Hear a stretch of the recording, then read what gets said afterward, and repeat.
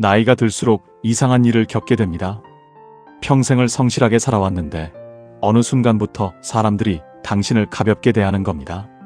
마치 오래된 나무가 뿌리는 깊은데 가지가 흔들리듯 세월은 쌓였으되 존중은 흔들리는 거죠. 말을 해도 바람에 날리는 낙엽처럼 가볍게 여겨지고 의견을 내어도 물 위의 거품처럼 쉽게 사라져버립니다. 그런데 더 이상한 건 이겁니다. 똑같은 나이 비슷한 처지인데도 누구는 여전히 존중받고 누구는 점점 더 아래로 밀려난다는 사실 말입니다. 어떤 이는 고요한 산처럼 조용히 있어도 품격이 느껴지는데 어떤 이는 시끄러운 바람처럼 애써 말해도 가볍게 여겨집니다. 이 차이는 대체 어디에서 오는 걸까요? 생각해 보십시오. 당신 주변에도 분명히 있을 겁니다. 나이가 들었는데도 사람들이 함부로 대하지 못하는 분. 크게 떠들지도 않고 과하게 자랑하지도 않는데 그 사람이 입을 열면 모두가 귀를 기울이는 그런 분 말입니다. 반대로 이런 분도 계십니다. 평생 성실하게 살아왔고 누구에게도 부끄럽지 않은 삶을 살았는데 자식들은 명절에도 발걸음이 뜸하고 오랜 벗들도 하나둘 멀어지고 동네 모임에서조차 자신도 모르게 가장자리에 앉게 되는 분. 도대체 무엇이 잘못된 걸까요? 우리는 흔히 생각합니다. 나이가 들면 자연스럽게 대접받을 거라고, 오래 살아온 세월만으로도 존중받을 거라고. 하지만 현실은 그렇지 않습니다. 물이 흐른다고 해서 저절로 맑아지지 않듯이 세월이 흐른다고 해서 저절로 품격이 생기는 건 아닙니다. 나무가 오래되었다고 모두 단단한 게 아니듯이 나이만으로 위험이 만들어지지도 않습니다. 오히려 세월 속에서 무엇을 지켜왔고 어떤 말과 행동을 해왔는가가 그 사람의 무게를 결정하는 겁니다. 외모는 세월 앞에 무릎을 꿇습니다. 아무리 빼어난 미모도 주름 앞에서는 속수무책이고 건장했던 체격도 세월의 무게를 이기지 못합니다. 그러나 말투는 다릅니다. 말투는 늙지 않습니다. 아니, 더 정확히 말하면 말투는 나이가 들수록 더욱 선명하게 그 사람을 드러냅니다. 정약용 선생께서도 일찍이 말씀하셨습니다.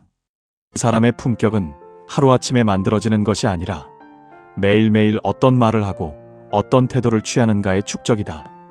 오늘 하루의 선택이 내일의 당신을 만들고 오늘 한 번의 태도가 평생의 이미지를 만든다는 말입니다. 선생께서는 18년의 유배 생활 속에서도 마치 거센 바람에도 꺾이지 않는 소나무처럼 결코 자신을 낮추지 않으셨습니다. 진흙 속에서도 맑음을 잃지 않는 연꽃처럼 어려운 처지에서도 품격을 잃지 않으셨습니다. 그래서 오늘날까지도 우리는 그분의 지혜를 기억하고 배우는 겁니다. 오늘 이 시간 여러분께 질문 하나 드리고 싶습니다. 지금 당신은 어떤 사람으로 기억되고 싶으신가요? 가볍게 대해도 되는 사람으로 남고 싶으신가요? 아니면 함부로 대할 수 없는 품격 있는 사람으로 기억되고 싶으신가요? 만약 요즘 사람들에게 가볍게 대접받는다고 느껴지신다면, 말을 해도 무시당한다고 생각되신다면 이 이야기는 당신을 위한 겁니다. 오늘 이 시간이 끝날 때쯤이면 여러분은 깨닫게 될 겁니다. 왜 어떤 사람은 조용히 있어도 함부로 대할 수 없는 기운이 있는지, 왜 어떤 사람은 말이 많아도 가볍게 여겨지는지를 말입니다. 그리고 무엇보다 중요한 건 지금부터라도 당신 스스로 그 품격 있는 사람이 될 수 있다는 사실입니다. 사람들은 흔히 말합니다. 말을 잘해야 인간관계가 좋아진다. 그래서 말의 기술을 익히고 대화법을 공부합니다. 적절한 타이밍, 리액션, 화수를 배우며 상대가 좋아할 법한 말을 고릅니다. 그러나 그 모든 기술이 완벽해도 마음이 담기지 않으면 대화는 공허합니다. 한 수 위로 보이는 사람들에게는 공통점이 있습니다. 그들은 마치 깊은 샘물처럼 크게 소리치지 않아도 말에 무게가 실리고 오래된 바위처럼 애쓰지 않아도 사람들이 함부로 대하지 못합니다. 그건 타고난 게 아닙니다. 오랜 세월 한 방울 한 방울 쌓아온 습관에서 나오는 겁니다. 오늘 제가 여러분께 전하려는 건 7가지 지혜입니다. 첫째, 말 속도를 늦추고 목소리의 떨림을 줄이는 것. 둘째, 선과 기준을 분명히 하는 것. 셋째, 나를 깎아내리는 말 습관을 끊는 것. 넷째, 정보와 근거를 가지고 말하는 것. 다섯째, 감정에 즉시 반응하지 않는 것. 여섯째, 가벼운 부탁을 남발하지 않는 것. 일곱째, 조용하지만 단단한 사람이 되는 것. 이 7가지는 매일 조금씩 실천하는 작은 습관들입니다. 하지만 이 작은 습관이 쌓이고 쌓이면 사람들이 당신을 대하는 태도가 완전히 달라집니다. 가볍게 대하던 사람들이 조심스러워지고, 무시하던 사람들이 귀 기울이기 시작하며, 함부로 하던 사람들이 존중하기 시작하는 겁니다. 그리고 이 지혜가 어두운 밤길을 비추는 등불처럼 당신의 삶에 작은 빛이 되기를 바라신다면, 정약용의 지혜로 행복해지는 기운을 앞으로도 받고 싶으시다면 지금 구독 버튼을 눌러주시고 좋아요로 함께 해주시길 바랍니다. 그리고 이 귀한 지혜를 당신이 아끼는 사람들에게도 나누어 주시길 바랍니다. 여러분은 이미 오랜 세월을 살아오시며 수많은 어려움을 이겨내셨습니다. 그 세월 속에서 쌓아온 지혜와 경험은 누구도 함부로 할 수 없는 당신만의 보물입니다. 다만 그 보물을 제대로 드러내지 못했을 뿐입니다. 이제 그 보물을 꺼낼 때입니다. 당신이 얼마나 귀한 사람인지 세상에 보여줄 때입니다. 이제부터 하나씩 천천히 함께 배워보겠습니다. 흥분하지 않고 품격 있고 우아하게 말하는 사람들의 비밀을, 나이 들수록 더욱 빛나는 말투의 품격을, 그 첫 번째 지혜부터 시작하겠습니다. 첫 번째 지혜입니다. 말 속도를 늦추고 목소리의 떨림을 줄이는 것. 생각해 보십시오. 당신이 존경하는 사람들의 모습을 말입니다. 그들은 급하게 떠들지 않습니다. 마치 깊은 산속 샘물이 천천히 흘러내리듯 그들의 말은 느리지만 힘이 있습니다. 서두르지 않아도 사람들은 귀를 기울이고, 크게 소리치지 않아도 모두가 그 말의 무게를 싣습니다. 이것이 바로 말의 품격입니다. 우리는 살아가면서 이상한 경험을 하게 됩니다. 급하게 설명할수록 사람들은 더 듣지 않고, 애써 이해시키려 할수록 오히려 가볍게 여겨진다는 것을 말입니다. 왜 그럴까요? 급함은 불안을 드러내고, 불안은 약함으로 읽히기 때문입니다. 마치 바람에 흔들리는 갈대처럼 당신의 목소리가 떨릴 때 사람들은 무의식 중에 느낍니다. 저 사람은 자신이 없구나. 저 사람은 흔들리고 있구나. 정약용 선생은 이렇게 말씀하셨습니다. 말이란 그 사람의 마음을 담는 그릇이니 그릇이 흔들리면 안에 담긴 것도 쏟아질 수밖에 없다. 아무리 좋은 생각이 있어도, 아무리 옳은 말을 하려 해도 그것을 담는 그릇이 흔들린다면 사람들은 그 내용이 아니라 흔들림만을 기억하게 되는 겁니다. 그렇다면 우리는 어떻게 해야 할까요? 답은 의외로 단순합니다. 천천히 말하는 겁니다. 한 문장을 끝낸 뒤 반 박자 쉬는 겁니다. 상대가 재촉할 때일수록 더욱 천천히, 더욱 또박또박 말하는 겁니다. 이것이 첫 번째 방패입니다. 당황스러운 순간이 찾아왔을 때를 떠올려 보십시오. 누군가 당신을 몰아붙이고 따지고 재촉할 때 당신은 어떻게 반응하십니까? 대부분의 사람들은 그 압박에 휩쓸려 더 빨리 말하려 하고 더 많이 설명하려 합니다. 하지만 그럴수록 말은 꼬이고 목소리는 떨리며 결국 당신은 더 가볍게 보이게 됩니다. 이럴 때 필요한 건 멈춤입니다. 잠깐만요. 제가 정리해서 말씀드리겠습니다.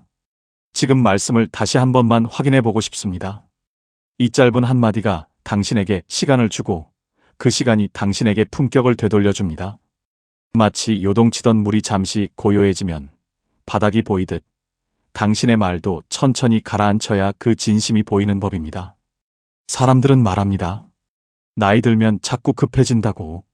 시간이 없다는 생각에, 빨리 전해야 한다는 조급함에 말이 빨라지고 목소리가 높아진다고 말입니다. 하지만 그것은 오히려 역효과를 낳습니다. 당신이 급할수록 상대는 더 천천히 듣고, 당신이 목소리를 높일수록 상대는 더 귀를 닫습니다. 생각해 보십시오. 오래된 고목은 바람이 불어도 천천히 흔들립니다. 깊은 뿌리가 있기 때문입니다. 당신의 말도 그래야 합니다. 세월을 살아온 사람답게 뿌리 깊은 나무처럼 천천히 묵직하게 말하는 것. 그것이 바로 나이 든 사람만이 가질 수 있는 말의 품격입니다. 한 가지 더 경계해야 할 습관이 있습니다. 하하 웃으면서 넘어가는 습관입니다. 속으로는 불편한데 겉으로 웃어넘기는 것, 할 말이 있는데 급하게 얼버무리는 것. 이런 태도가 쌓이고 쌓이면 사람들은 당신을 아무 말 없는 사람으로, 더 나아가 건드려도 되는 사람으로 여기게 됩니다. 오늘부터 천천히 말하는 연습을 해보십시오. 평소보다 반 박자씩만 늦춰보십시오. 한 문장에 담는 이야기를 하나, 둘로만 줄여보십시오. 처음에는 어색할 겁니다. 답답하게 느껴질 수도 있습니다. 하지만 그 어색함을 견디고 나면 당신은 알게 될 겁니다. 천천히 말하는 사람이 오히려 더 빨리 이해받고 조용히 말하는 사람이 오히려 더 크게 들린다는 진리를 말입니다. 말의 속도는 마음의 속도입니다. 마음이 급하면 말이 급하고 마음이 흔들리면 목소리가 떨립니다. 그러니 먼저 마음을 가라앉혀야 합니다. 깊은 호흡 한 번, 짧은 침묵 한 번이 당신의 말에 무게를 실어줍니다. 정약용 선생은 이렇게도 말씀하셨습니다. 급한 마음으로 대응하면 후회가 남고 느긋한 마음으로 대응하면 지혜가 생긴다. 사람은 감정이 앞설 때 가장 어리석은 선택을 하며 마음이 가라앉았을 때 가장 현명한 판단을 내린다고 말입니다. 그러니 급할수록 천천히, 화가 날수록 조용히 해야 합니다. 정리하겠습니다.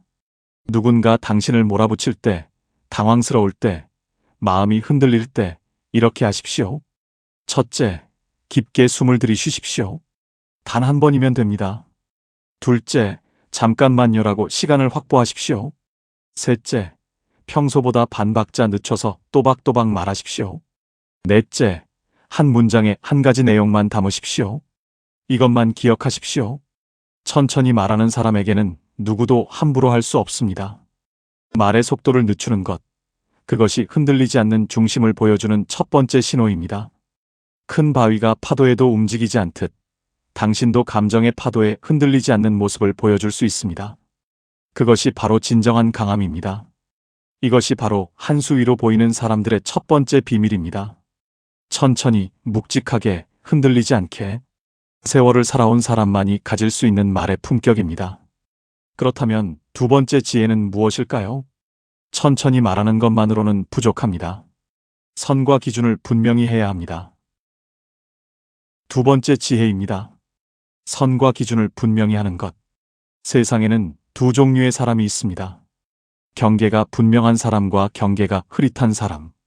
전자는 함부로 대할 수 없는 기운이 있고 후자는 자꾸만 선을 넘어오는 이들에게 시달립니다. 이 차이는 어디에서 올까요?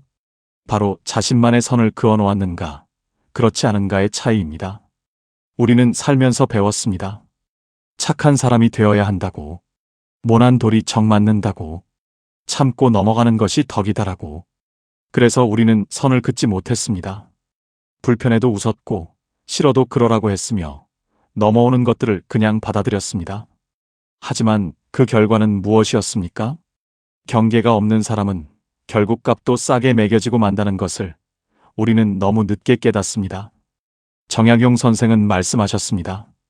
사람에게는 지켜야 할 것이 있고 내어줄 수 없는 것이 있으니 그것을 분명히 하는 것이 곧 자신을 존중하는 일이다.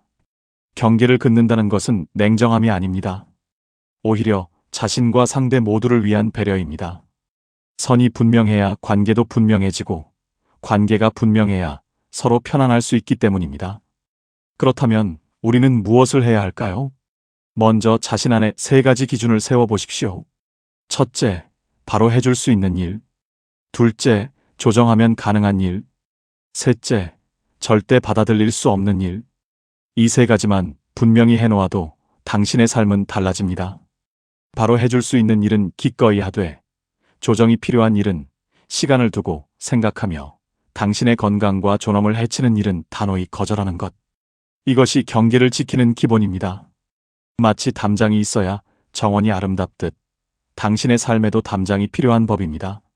하지만 많은 이들이 말합니다. 싫다는 말을 어떻게 하느냐고. 거절하면 관계가 틀어지지 않느냐고. 그래서 우리는 또다시 참고 또다시 받아들이고 결국 스스로를 지치게 만듭니다. 하지만 생각해 보십시오. 한 번 웃으면서 넘긴 선 넘기가 두 번째, 세 번째로 이어질 때 그것은 더 이상 실수가 아니라 패턴이 되어버린다는 것을 말입니다. 그러니 초반이 중요합니다. 처음 선을 넘어올 때 바로 그때 부드럽지만 분명하게 말하는 겁니다. 그 부분은 제가 하기는 조금 어렵습니다. 그 일은 제 선을 넘는 일이라 도와드리기 힘들 것 같습니다. 여기까지가 제가 책임질 수 있는 범위입니다. 이 한마디가 나중에 생길 수많은 불편함을 막아줍니다. 물론 처음에는 어렵습니다. 평생을 그렇게 살지 않았는데 갑자기 선을 긋는다는 것이 어색하고 미안하게 느껴질 겁니다. 하지만 그 어색함은 당신이 새로운 사람으로 거듭나는 과정에서 겪는 자연스러운 통증입니다. 마치 봄에 나무가 새순을 틀 때 아픔이 있듯 당신도 지금 새로운 자신으로 자라나고 있는 겁니다. 경계는 벽이 아닙니다. 오히려 문입니다. 열어줄 것은 열어주되 닫아야 할 것은 닫는 그 문 말입니다. 모든 것을 다 열어놓으면 그것은 관대함이 아니라 무분별함이 되고 모든 것을 다 닫아놓으면 그것은 원칙이 아니라 완고함이 됩니다. 지혜로운 사람은 그 사이에서 균형을 잡습니다. 생각해 보십시오. 강물도 둑이 있어야 흐를 방향을 압니다. 둑이 없으면 물은 사방으로 흩어져 힘을 잃고 맙니다. 당신의 삶도 그렇습니다. 경계가 있어야 당신의 시간과 마음이 제대로 흘러갈 수 있고 그래야 당신은 진정 소중한 것에 집중할 수 있습니다. 선을 긋는다는 것은 상대를 밀어내는 게 아닙니다. 오히려 서로가 편안한 거리를 찾는 겁니다. 너무 가까우면 숨이 막히고 너무 멀면 외롭습니다. 적절한 거리. 그것이 바로 경계가 만들어주는 아름다움입니다. 정약용 선생은 이렇게도 말씀하셨습니다. 말로 밝히지 않은 마음은 상대의 뜻대로 해석된다. 내가 아무 말하지 않으면 상대는 그것을 동의로 받아들이고 또는 허용으로 이해합니다. 처음 몇 번은 괜찮을 수 있습니다. 하지만 그 행동이 반복되면 상대는 이렇게 생각합니다. 이 사람에게는 이렇게 말해도 된다. 바로 이 순간 경계는 눈에 보이지 않게 무너집니다. 경계는 초반에 짧게 분명하게 잡는 것이 제일 덜 아픕니다. 나중에 쌓이고 쌓여서 폭발하는 것보다 처음부터 조용히 선을 그어놓는 것이 당신과 상대 모두를 위한 길입니다. 한 가지 더 말씀드리겠습니다. 경계를 세울 때는 감정을 빼야 합니다. 화를 내며 거절하면 그것은 경계가 아니라 공격이 됩니다. 웃으며 거절하면 그것은 경계가 아니라 애매함이 됩니다. 담담하게, 차분하게, 분명하게. 이것이 경계를 세우는 올바른 태도입니다. 이것은 제가 할 수 없는 일입니다. 이 부분은 조금 불편합니다. 이 문장들을 두려워하지 마십시오. 이것은 관계를 끊는 말이 아니라 관계를 지키는 말입니다. 경계가 분명해야 관계도 건강해집니다. 이것이 바로 한 수 위로 보이는 사람들의 두 번째 비밀입니다. 그렇다면 세 번째 지혜는 무엇일까요? 경계를 세우는 것도 중요하지만 더 조심해야 할 습관이 있습니다. 바로 나를 깎아내리는 말 습관입니다. 우리는 평생을 그렇게 배워왔습니다. 겸손하라고, 낮추라고, 자랑하지 말라고. 그래서 우리는 습관처럼 말합니다. 제가 뭐 그렇죠? 뭐 저야 뭐 별거 있나요? 나이만 먹었지 않은 게 없어요. 이런 말들이 입에서 자연스럽게 흘러나옵니다. 하지만 이것이 정말 겸손일까요? 아니면 스스로를 갉아먹는 또 다른 형태의 폭력일까요? 생각해 보십시오. 당신이 스스로를 깎아내릴 때 상대는 무엇을 느끼는? 그들은 당신을 올려주지 않습니다. 오히려 당신이 스스로 정해놓은 그 낮은 자리에 당신을 그대로 두는 겁니다. 마치 당신이 바닥에 앉으면 그들도 당신을 바닥에 앉은 사람으로 대하듯 당신의 말이 곧 당신의 위치가 되어버립니다. 정약용 선생은 이렇게 말씀하셨습니다.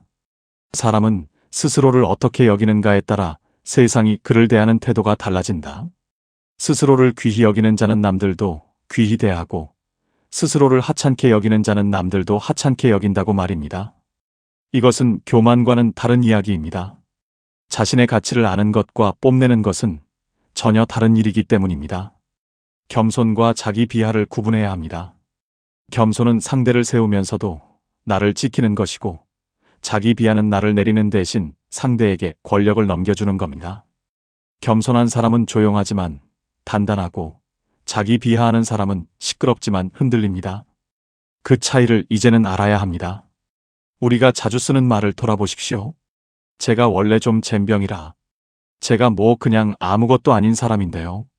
이런 표현들 속에는 진짜 겸손이 아니라 습관적인 자기 부정이 담겨 있습니다. 그리고 그 부정은 쌓이고 쌓여 결국 당신 스스로도 믿게 만듭니다. 나는 정말 별 볼 일 없는 사람이라고. 하지만 당신은 압니다. 그것이 사실이 아니라는 것을. 당신은 오랜 세월을 살아오며 많은 것을 배웠고 수많은 어려움을 견뎌냈으며 지금 이 자리까지 왔습니다. 그것만으로도 당신은 충분히 가치 있는 사람입니다. 그런데 왜 스스로를 깎아내립니까? 그것은 겸손이 아니라 오래된 습관일 뿐입니다. 이제 말을 바꿔보십시오. 아직 익숙하지는 않지만 책임감 있게 배우고 있습니다. 저도 아직 배우는 사람입니다만 제 경험 안에서 말씀드리겠습니다. 이렇게 말하면 어떻습니까? 여전히 겸손하지만 당신은 더 이상 바닥에 앉아있지 않습니다. 당신은 배우는 사람이 돼 성장하는 사람이고 부족한 사람이 돼 노력하는 사람입니다. 말은 씨앗과 같습니다. 당신이 뿌린 말의 씨앗은 결국 당신의 현실로 자라납니다. 스스로를 낮추는 말을 계속 뿌리면 낮은 대접이라는 열매를 맺게 되고 스스로를 존중하는 말을 뿌리면 존중받는 삶이라는 열매를 거두게 됩니다. 이것은 거짓말이 아니라 자연의 이치입니다. 나이가 들수록 더욱 조심해야 합니다. 젊을 때는 겸손이 미덕으로 보였지만 나이 들어서까지 자신을 깎아내리면 그것은 미덕이 아니라 습관적 비하가 되어버립니다. 당신은 이제 세월을 살아온 사람답게 자신의 가치를 담담히 인정할 수 있어야 합니다. 물론 처음에는 어색할 겁니다. 평생을 낮춰 말하던 사람이 갑자기 당당하게 말한다는 것이 쉽지 않습니다. 하지만 그 어색함을 견뎌내야 합니다. 마치 오랫동안 구부정하던 허리를 펴면 처음엔 어색하지만 그것이 원래 바른 자세이듯 당신도 원래의 자리로 돌아가는 것뿐입니다. 자기 비하는 당신만 아프게 하는 것이 아닙니다. 당신을 사랑하는 사람들도 아프게 합니다. 당신의 자녀가, 당신의 친구가, 당신을 아끼는 이들이 당신 스스로 당신을 깎아내리는 모습을 보면 얼마나 마음이 아프겠습니까? 당신을 위해서라도, 당신을 사랑하는 이들을 위해서라도 이제는 달라져야 합니다. 구체적으로 이렇게 바꿔보십시오. 제가 뭐 그렇죠? 대신 아직 배워가는 중입니다. 저야 뭐 별거 있나요? 대신 제 경험 안에서 말씀드리자면 나이만 먹었지 않은 게 없어요. 대신 요즘 것은 잘 모르지만 제가 겪어본 바로는 보십시오. 이 문장들은 여전히 겸손합니다. 하지만 당신을 바닥에 내려놓지 않습니다. 당신이 당신 자신을 귀하게 여길 때 비로소 다른 사람들도 당신을 귀하게 여기기 시작합니다. 한 가지 더 말씀드리겠습니다. 자기 비하는 대화를 막습니다. 당신이 저는 아무것도 모르는데요 라고 말하면 상대는 더 이상 당신의 의견을 묻지 않습니다. 당신이 제가 뭐 그렇죠라고 말하면 상대는 더 이상 당신을 존중하지 않습니다. 당신 스스로 대화의 문을 닫아버리는 겁니다. 이제부터는 이렇게 하십시오. 누군가 칭찬하면 에잉 뭐료가 아니라 감사합니다. 노력했습니다라고 하십시오. 누군가 의견을 물으면 저야 뭘 알겠어요가 아니라 제 생각에는 이렇습니다라고 하십시오. 누군가 당신의 경험을 물으면 별거 아니에요가 아니라 그때는 이랬습니다라고 담담히 말하십시오. 정리하겠습니다. 스스로를 깎아내리는 말을 끊는 것. 그것이 바로 존중받는 삶의 세 번째 열쇠입니다. 당신이 당신을 존중할 때 비로소 세상도 당신을 존중하기 시작합니다. 그렇다면 네 번째 지혜는 무엇일까요? 말에 무게를 실으려면 한 가지가 더 필요합니다. 바로 정보와 근거입니다. 세상에는 묘한 법칙이 하나 있습니다. 아는 만큼 조용해지고 모를수록 말이 많아진다는 것. 진짜 실력 있는 사람은 과하게 떠들지 않고 속이 빈 사람일수록 요란하게 소리를 냅니다. 마치 빈 수레가 더 요란하듯 내용 없는 말이 더 시끄러운 법입니다. 생각해 보십시오. 당신이 무시당했던 순간들을. 그때 당신은 어떻게 말하고 있었습니까? 혹시 그냥요, 느낌이요. 다들 그러잖아요. 이런 식으로 근거 없이 말하지는 않았습니까? 그렇다면 당신이 아무리 옳은 말을 했어도 사람들은 그것을 가볍게 여겼을 겁니다. 왜냐하면 말에 뿌리가 없었기 때문입니다. 정약용 선생은 말씀하셨습니다. 말이란 나무와 같아서 뿌리가 깊어야 가지가 튼튼하다. 근거라는 뿌리 없이 의견이라는 가지만 뻗으면 그것은 첫바람에 쓰러지고 만다. 그래서 진정 무게 있는 말을 하고 싶다면 먼저 당신 안에 뿌리를 내려야 합니다. 그 뿌리가 바로 알미고 경험이며 정보입니다. 우리는 나이가 들수록 자신감을 잃어갑니다. 세상이 빠르게 변하고 알지 못하는 것들이 쏟아지며 우리의 경험이 쓸모없어 보이는 순간들이 많아집니다. 그래서 우리는 더 조심스러워지고 더 주저하게 되며 결국 그냥요라는 말로 모든 것을 얼버무리게 됩니다. 하지만 그것은 잘못된 생각입니다. 당신이 살아온 세월 속에는 책에서 배울 수 없는 지혜가 있고 당신이 겪어온 일들 속에는 누구도 함부로 할 수 없는 경험이 담겨 있습니다. 다만 그것을 제대로 꺼내지 못했을 뿐입니다. 당신에게 필요한 것은 새로운 지식이 아니라 당신 안에 있는 것을 제대로 말하는 방법입니다. 말하기 전에 단 1초만 이렇게 정리해 보십시오. 이것은 사실인가? 내 생각인가? 내가 직접 겪은 것인가? 들은 것인가? 이 짧은 구분만으로도 당신의 말은 완전히 달라집니다. 예를 들어보겠습니다.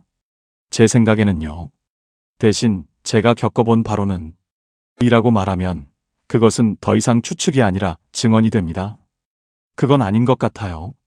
대신 그 방식은 이런 위험이 있어서 저는 다른 방법이 더 나을 것 같습니다. 라고 말하면 당신은 단순히 반대하는 사람이 아니라 대안을 제시하는 사람이 됩니다. 같은 말이지만 근거를 짧게 깔고 의견을 붙이는 것만으로도 무게가 완전히 달라지는 겁니다. 정보란 거창한 것이 아닙니다. 어제 본 것, 지난주에 들은 것, 몇 년 전 겪었던 일들이 모두 당신만의 정보입니다. 다만 그것을 흩어진 조각으로 두지 말고 정리된 형태로 꺼낼 수 있어야 합니다. 마치 흩어진 구슬을 꿰어야 목걸이가 되듯 당신의 경험도 정리되어 말해질 때 비로소 가치를 발합니다. 나이 든 사람의 힘은 새로운 정보를 많이 아는 데 있지 않습니다. 오히려 오래된 경험을 통해 사물의 본질을 꿰뚫어 보는 데 있습니다. 젊은이들이 표면을 볼 때 당신은 속을 보고 그들이 순간을 볼 때 당신은 흐름을 봅니다. 이것이야말로 세월이 준 가장 큰 선물입니다. 하지만 그 선물을 제대로 포장하지 못하면 사람들은 그 가치를 알아보지 못합니다. 아무리 좋은 보석이라도 진흙 속에 묻혀 있으면 돌멩이로 보이는 법입니다. 당신의 지혜도 마찬가지입니다. 그냥 느낌이요라는 진흙 속에 묻혀 있으면 사람들은 그것을 그저 감에 의한 추측으로 여깁니다. 이제부터는 달라져야 합니다. 말하기 전에 짧게라도 근거를 생각하고 그것을 담담하게 앞에 깔아보십시오. 어제 뉴스 기준으로 이렇게 바뀌었습니다. 제가 몇 년 전 비슷한 일을 겪어봤는데요. 이런 한마디가 당신의 말을 완전히 다른 차원으로 끌어올립니다. 100가지를 애매하게 아는 것보다 한 가지를 확실히 아는 것이 낫습니다. 그리고 그 확실함을 전달하는 방법이 바로 근거를 짧게 깔고 의견을 붙이는 겁니다. 확실히 알고 있는 것만 말하십시오. 모르는 것은 당당하게 그 부분은 제가 잘 모릅니다라고 하십시오. 그것이 오히려 당신을 신뢰할 수 있는 사람으로 만듭니다. 한 가지 더 말씀드리겠습니다. 정보가 있는 사람은 말이 짧습니다. 왜냐하면 핵심만 말하면 되기 때문입니다. 반대로 내용이 없는 사람은 말이 길어집니다. 이것저것 덧붙이고 이야기를 돌리고 결국 무슨 말인지 모르게 됩니다. 정리하겠습니다. 정보와 근거 있게 말하는 것. 그것은 박식함을 뽐내는 게 아닙니다. 자신이 아는 것과 모르는 것을 분명히 구분하고 아는 것에 대해서는 확실하게 말할 수 있는 것입니다. 당신이 살아온 세월은 당신만의 정보입니다. 그 정보를 진흙 속에 묻어두지 마십시오. 이제 5번째 지혜입니다. 감정에 즉시 반응하지 않는 것. 물이 요동칠 때는 바닥이 보이지 않습니다. 잠시 고요해져야 비로소 그 속이 드러납니다. 사람의 마음도 그렇습니다. 감정이 출렁일 때 즉시 반응하면 진실은 보이지 않고 흔들림만 드러나게 됩니다. 그래서 지혜로운 사람은 알고 있습니다. 한 박자 늦게 반응하는 것이 때로는 가장 빠른 길이라는 것을. 우리는 평생을 빠르게 사는 법을 배워왔습니다. 빨리 답하고, 빨리 해결하고, 빨리 반응하는 것이 능력이라고 생각했습니다. 하지만 나이가 들어 깨닫습니다. 빠른 것이 항상 좋은 것은 아니며 즉각적인 반응이 오히려 당신을 아래로 끌어내린다는 것을. 마치 급류에 휩쓸리는 나뭇가지처럼 당신도 감정의 흐름에 휩쓸려 버리는 겁니다. 정약용 선생은 이렇게 말씀하셨습니다. 급한 마음으로 대응하면 후회가 남고 느긋한 마음으로 대응하면 지혜가 생긴다. 사람은 감정이 앞설 때 가장 어리석은 선택을 하며 마음이 가라앉았을 때 가장 현명한 판단을 내린다고. 그러니 급할수록 천천히, 화가 날수록 조용히 해야 한다는 겁니다. 생각해 보십시오. 누군가 당신에게 기분 나쁘게 말할 때 당신은 어떻게 반응합니까? 바로 반박하거나 바로 사과하지 않습니까? 하지만 이 둘은 모두 당신을 아래로 보이게 만듭니다. 바로 반박하면 감정적인 사람으로 보이고 바로 사과하면 약한 사람으로 보입니다. 진정 한 수 위에 있는 사람은 둘 다 하지 않습니다. 그들은 멈춥니다. 지금 말씀을 제가 정확히 이해했는지 다시 여쭤봐도 될까요? 그 말씀이 어떤 의미인지 잠깐 생각해 보고 싶습니다. 이 짧은 한마디가 당신에게 시간을 주고 상대에게는 자신의 말을 되돌아보게 만듭니다.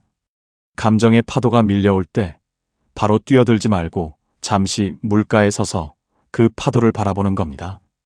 이것은 도망이 아닙니다. 오히려 더 강한 대응입니다. 즉각 반응하는 사람은 다루기 쉽습니다. 어떻게 나오면 어떻게 반응할지 예측 가능하기 때문입니다. 하지만 한 박자 늦게 반응하는 사람은 함부로 대할 수 없습니다. 그 사람 안에 어떤 생각이 있는지, 어떤 힘이 있는지 가늠할 수 없기 때문입니다. 우리는 착각합니다. 빨리 반응해야 당당해 보인다고. 하지만 그 반대입니다. 천천히 반응할수록 당신은 더 단단해 보입니다. 마치 큰 바위가 파도에도 움직이지 않듯 당신도 감정의 파도에 흔들리지 않는 모습을 보여줄 수 있습니다. 그것이 바로 진정한 강함입니다. 나이가 들수록 이것은 더욱 중요해집니다. 젊을 때는 즉각 반응하는 것이 열정으로 보였지만 나이 들어서까지 그러면 그것은 조급함이 되고 미숙함이 됩니다. 세월을 살아온 사람답게 여유를 가지고 한 박자 쉬어가며 깊은 호흡으로 대응하는 것. 그것이 당신의 품격을 지키는 길입니다.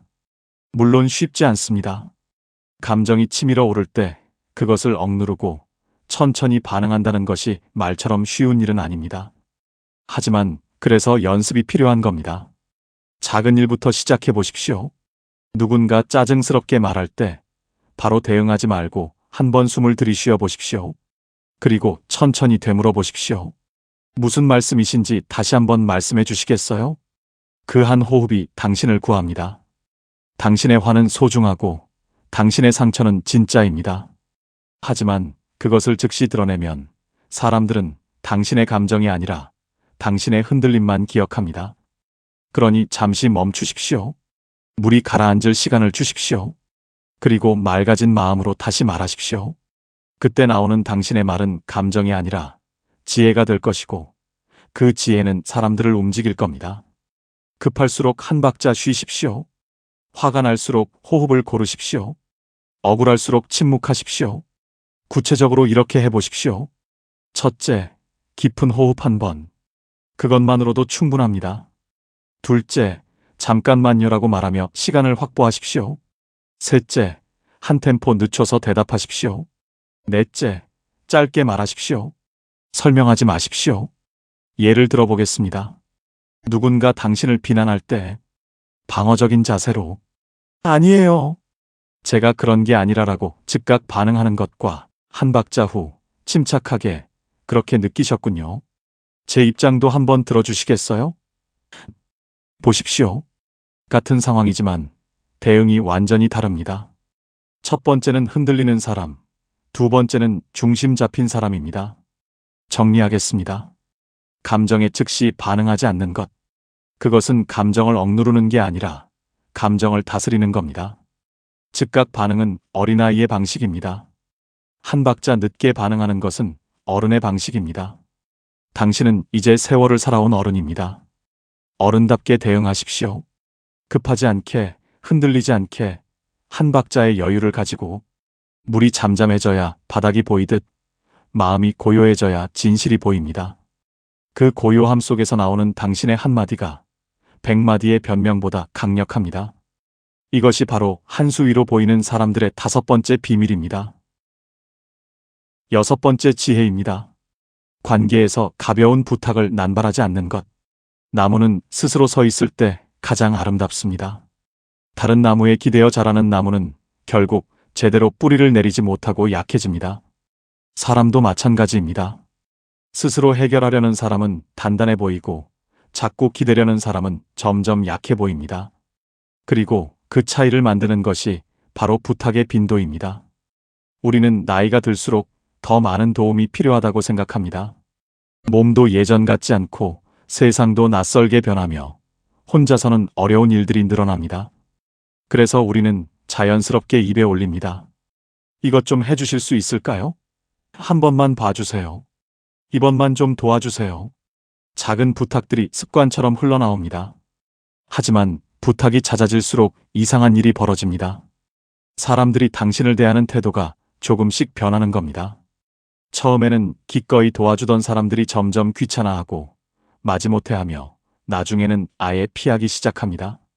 그리고 당신은 깨닫습니다. 부탁이 많은 사람은 자연스럽게 아래로 내려간다는 것을. 정약용 선생은 말씀하셨습니다. 사람은 스스로 설 수 있을 때 존중받고 남에게 기댈 때 가벼이 여겨진다. 이것은 냉정한 말이 아니라 관계의 본질을 꿰뚫은 지혜입니다. 사람들은 자립하는 일을 존경하고 의존하는 일을 부담스러워합니다. 그것이 인간관계의 엄연한 현실입니다. 생각해 보십시오. 당신이 존경하는 사람들을. 그들은 쉽게 부탁하지 않습니다. 스스로 할 수 있는 일은 끝까지 혼자 해내고 정말 필요할 때만 신중하게 도움을 구합니다. 그래서 그들이 부탁할 때는 사람들이 기꺼이 나섭니다. 그 부탁이 진짜 필요해서 하는 것임을 모두가 알기 때문입니다. 반대로 생각해 보십시오. 사소한 것까지 자꾸 부탁하는 사람을. 그들은 점점 을의 자리로 내려갑니다. 부탁이 잦으면 말 자체가 가벼워지고 말이 가벼워지면 사람도 가벼이 여겨집니다. 마치 매번 울리는 경보음은 결국 무시되듯 당신의 부탁도 그렇게 되어버립니다. 나이가 들수록 더욱 조심해야 합니다. 젊을 때는 부탁하는 것이 귀여워 보였고 도와주는 것이 자연스러웠습니다. 하지만 나이 들어서까지 자꾸 부탁하면 그것은 귀여움이 아니라 의존으로 보입니다. 그리고 의존은 존중과 정반대 자리에 있습니다. 그렇다면 어떻게 해야 할까요? 먼저 스스로 해볼 수 있는 만큼은 해보는 겁니다. 어렵더라도 서툴더라도 시간이 걸리더라도 혼자 힘으로 해결하려 애쓰는 겁니다.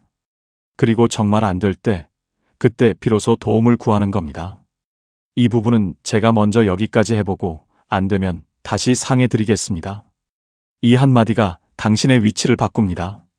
부탁을 줄이는 것은 고립을 선택하는 게 아닙니다. 오히려 더 건강한 관계를 만드는 겁니다. 당신이 스스로 서 있을 때 사람들은 당신을 동등하게 대합니다. 당신이 자주 기댈 때 사람들은 당신을 부담스러워합니다. 관계는 균형입니다.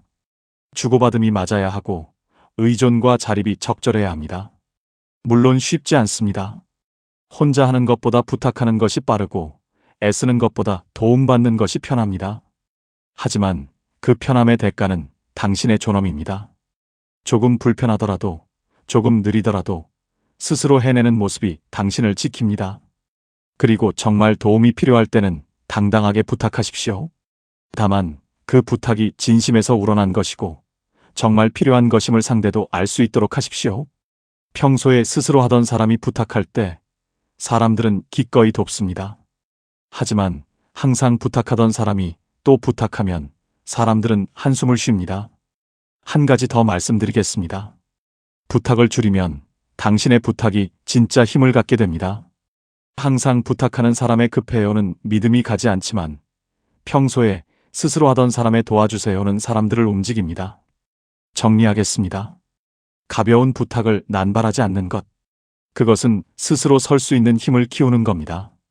나무는 스스로 설 때 가장 아름답습니다.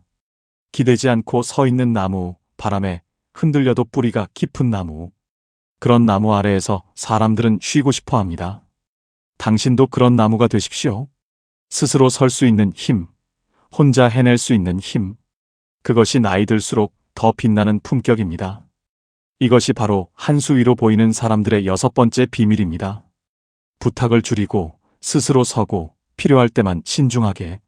세월을 살아온 사람답게 의젓하게 당당하게. 마지막 7번째 지혜입니다. 조용하지만 단단한 사람이 되는 것. 큰 산은 말이 없어도 위험이 있습니다. 깊은 샘은 소리내지 않아도 맑음이 느껴집니다. 한 수 위로 보이는 사람들도 그렇습니다. 크게 떠들지 않아도 존재감이 있고 애쓰지 않아도 사람들이 함부로 대하지 못합니다. 그것은 타고난 것이 아닙니다. 오랜 세월 쌓아온 일관된 태도에서 나오는 겁니다. 세상은 시끄러운 사람을 기억하지 않습니다. 오히려 조용하지만 단단한 사람을 오래 기억합니다. 목소리가 큰 사람은 그 순간만 주목받지만 태도가 일관된 사람은 평생 존중받습니다. 마치 천둥은 한순간 울리지만 산은 영원히 서 있듯 진정한 품격은 소란 속에서가 아니라 고요함 속에서 드러나는 겁니다. 정약용 선생은 말씀하셨습니다. 그 사람의 가치는 얼마나 요란하게 자신을 드러내는가가 아니라 얼마나 조용히 자신을 지키는가에 있다. 입보다 행동이 먼저 말하고 말보다 침묵이 더 깊은 뜻을 전하며 화려함보다 담백함이 더 오래 남는다고. 그래서 진정 깊이 있는 사람은 과시하지 않는 겁니다. 생각해 보십시오. 당신이 존경하는 사람들을. 그들은 눈을 피하지 않습니다. 누군가와 이야기할 때 시선을 이리저리 두지 않고 편안하게 상대의 눈을 바라봅니다. 과하게 웃지도 어색하게 고개 숙이지도 않으며 그저 담담하게 그 자리에 있습니다. 그 고요한 눈빛만으로도 사람들은 느낍니다. 이 사람은 흔들리지 않는 사람이다라고. 또한 그들은 남의 뒷말에 섞이지 않습니다. 누군가 다른 사람 이야기를 꺼내면 그들은 조용히 말합니다. 그건 제가 잘 모르는 부분이라 제가 말하는 건 조심스럽네요. 이 짧은 한마디로 그들은 스스로를 지키고 동시에 품격을 높입니다. 남의 일에 함부로 입을 놀리지 않는 사람은 자신의 일도 함부로 하지 않는다는 것을 사람들은 압니다. 조용하지만 단단한 사람은 약속을 지킵니다. 크게 말하지는 않지만 한 번 한 말은 반드시 지킵니다. 시간, 약속, 정해둔 규칙 마이너스 작은 것 하나까지도 지키려 했습니다. 사람들은 그런 모습을 보며 느낍니다. 말 안 해도 이 사람은 함부로 대하면 안 된다고. 일관성이 바로 신뢰를 만들고 신뢰가 존중을 낳는 겁니다. 칭찬을 받을 때도 그들은 다릅니다. 에이, 제가 뭐요라며 자신을 깎아내리지도 않고 과하게 좋아하지도 않습니다. 그저 담담하게 말합니다. 좋게 봐주셔서 감사합니다. 더 잘해보겠습니다. 이렇게 받으면 칭찬하는 사람도 더 믿음이 가고 보는 사람들도 저 사람은 진짜다라고 느낍니다. 겸손하되 비굴하지 않고 감사하되 과하지 않은 겁니다. 그리고 가장 중요한 것, 그들은 불편함을 말할 줄 압니다. 누군가 선을 넘었을 때, 말이 불편했을 때 그들은 참지 않습니다. 하지만 소리 지르거나 감정적으로 대응하지도 않습니다. 조용히 단호하게 말합니다. 그 표현은 제가 듣기에 조금 불편했습니다. 이 한 문장을 입에 올릴 수 있는 사람은 절대 아래로 보이지 않습니다. 나이가 들수록 이런 태도는 더욱 중요해집니다. 젊을 때는 열정으로 덮을 수 있었던 것들이 나이 들면 통하지 않습니다. 크게 소리치는 것은 힘이 아니라 조급함으로 보이고 과하게 떠드는 것은 활력이 아니라 불안함으로 보입니다. 세월을 살아온 사람답게 조용하되 단단하게 부드럽되 흔들리지 않게 서 있는 것. 그것이 진정한 품격입니다.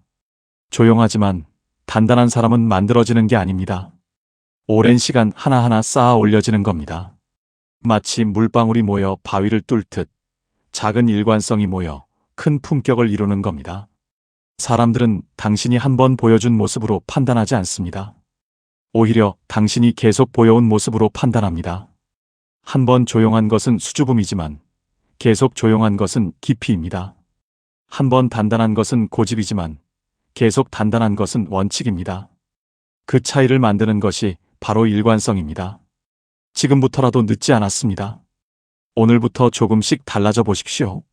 눈을 피하지 말고 뒷말에 섞이지 말며 약속을 지키고 칭찬을 담담히 받고 불편함을 조용히 말하십시오. 처음에는 어색할 겁니다. 평생을 그렇게 살지 않았는데 갑자기 달라진다는 것이 쉽지 않을 겁니다. 하지만 그 어색함을 견디고 나면 당신은 알게 될 겁니다. 조용하지만 단단한 사람으로 당신이 변해가고 있음을, 그리고 사람들이 당신을 대하는 태도가 달라지고 있음을. 이것이 바로 한 수 위로 보이는 사람들의 마지막 비밀입니다. 크게 떠들지 않아도 있고 부드럽되 흔들리지 않으며 조용하되 단단한 사람. 그것이 바로 세월을 살아온 당신이 도달해야 할 모습입니다.